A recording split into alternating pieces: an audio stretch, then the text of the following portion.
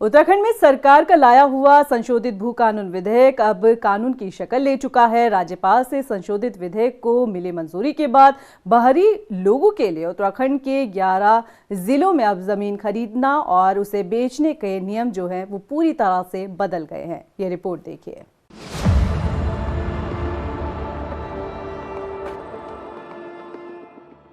उत्तराखंड में लंबे समय से हिमाचल प्रदेश की तर्ज पर सशक्त भू कानून लाने की मांग की जा रही थी। इसके बाद सरकार ने उत्तराखंड में भूमि प्रबंधन और भू व्यवस्था में सुधार करने के लिए विधानसभा सत्र में उत्तराखंड उत्तर प्रदेश जमींदारी विनाश और भूमि व्यवस्था अधिनियम 1950 विधेयक में संशोधन कर उसे पारित किया। इसे अब राज्यपाल की मंजूरी मिल गई है। इसके साथ ही सशक्त भू कानून लागू हो गया है। भू कानून लागू होने के बाद उत्तराखंड में जमीन की खरीद और बिक्री के नियम बदल जाएंगे। प्रदेश में अब कृषि और उद्यान भूमि की अनियंत्रित बिक्री पर पूरी तरह रोक लग जाएगी। इसके अलावा आवासीय, शिक्षा, अस्पताल, होटल, उद्योग जैसी आवश्यकताओं के लिए भी अब अन्य राज्य के लोगों को निर्धारित प्रक्रिया से गुजरना होगा। दस्तावेजों की प्रक्रिया पूरी होने के बाद उन्हें उत्तराखंड में तय मानकों के अनुसार ही जमीन मिल पाएगी। सशक्त भू कानून लागू होने से राज्य में डेमोग्राफिक चेंज की कोशिशों पर भी ब्रेक लगेगा। वहीं भू कानून का उल्लंघन करने वाले लोगों के खिलाफ भी सरकार कार्रवाई करेगी। सरकार की उस उपलब्धि पर मुख्यमंत्री पुष्कर सिंह धामी ने कहा कि जनता से किया गया वादा पूरा किया गया है। वो हमारा संकल्प था, हमने वचन दिया था कि हम राज्य की जनता के सामने हमने हमेशा कहा था कि हम सशक्त भू कानून लाने की दिशा में हम काम करेंगे और हमने अपना जो वचन था उसको पूरा किया है, हमने आगे बढ़ाया।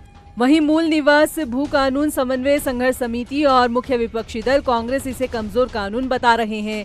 भू कानून समन्वय संघर्ष समिति इसके खिलाफ जन क्रांति यात्रा निकालने की तैयारी कर रही है। कांग्रेस हिमाचल की तर्ज पर भू कानून मांग रही है।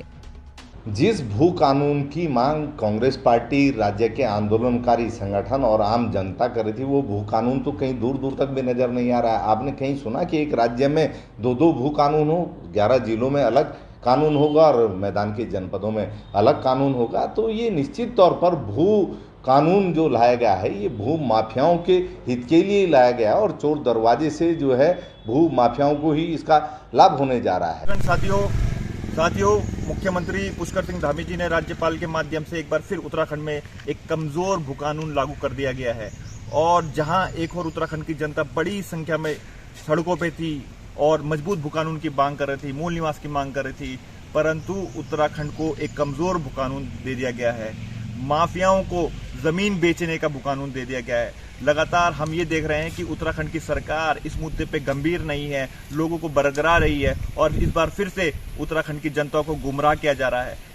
हिमाचल और उत्तराखंड के भू कानून में सबसे बड़ा अंतर ये है कि हिमाचल में भूमि सुधार अधिनियम एक्ट की धारा 118 लागू है, जो उसके पहाड़ और उसके पहाड़ वासियों के हितों की रक्षा करती है। उत्तराखंड में एनडी तिवारी सरकार से लेकर 2012 में खंडूरी सरकार ने भारी लोगों के लिए जमीनों की खरीद फिरोख्त पर पाबंदी लगाई हुई थी, लेकिन 2017 में आई त्रिवेंद्र सरकार ने इसमें बदलाव किया। यहाँ का कानून कई बार सवालों के घेरे में आ गया है। हालात ये हैं कि सरकार को जनता का विरोध भी देखना पड़ा है। हालांकि धामी सरकार ने फिर एक बार भू कानून को मजबूत बनाने की कोशिश की है। देहरादून से रफ्तार मीडिया के लिए सुशांत सिंह की रिपोर्ट।